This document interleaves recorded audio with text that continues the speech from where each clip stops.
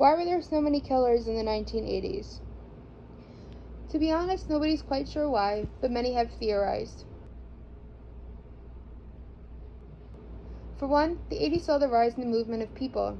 Because of this, people were less likely to know their neighbors, and so they were never really sure who lived around them. Also, the 80s saw an increase in hitchhikers, which gave killers easy access to victims that were already on the move and vulnerable. Another contributing factor could have been being born in a post-war environment. Many serial killers of this era were born around the time of or right after World War II. Because of this, they would have grown up going through both the Korean and Vietnam Wars. They were born into a world that accepted and almost glorified this kind of violence. A contributing factor that many cite is trauma early in life. We see this with several well-known serial killers of the decade.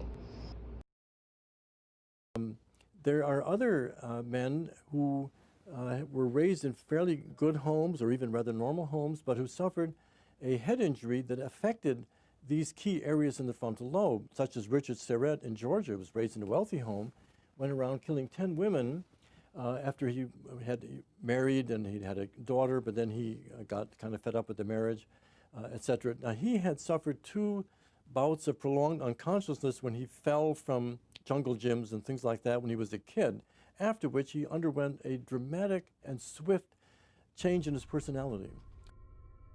For example, Richard Ramirez received 2 serious head injuries before the age of 5. He grew up in a household with an alcoholic father who would often fly into fits of rage.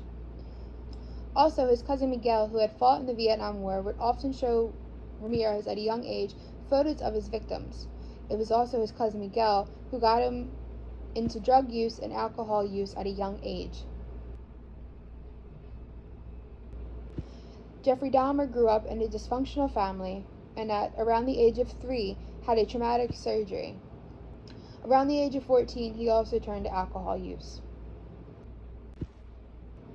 Fred West had a motorcycle accident that left him with a fractured skull. Because of this, he would often fly into fits of rage. And while yes, serial killers of this era do share certain characteristics, there is no definitive way to decide whether or not somebody will be a serial killer. There are some people who kill out of passion just because, and other people because they physically can't control it, like some in this decade. Big deal. That's always went with the territories. I'll see you in Disneyland.